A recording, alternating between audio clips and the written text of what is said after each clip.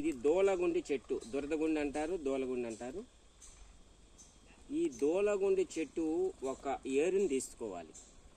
ఏరుని తీసుకొని కాలు చేయ పడిపోయిన వారికి ఎడగ చేయి పడిందంటే, ఎడం కాలు పడిందేనంటే కుడి చెవిట్లో ఈ ఏరును కాస్తంత వాటర్ వేసి నూరి కుడి చెవిట్లో పోయాలి.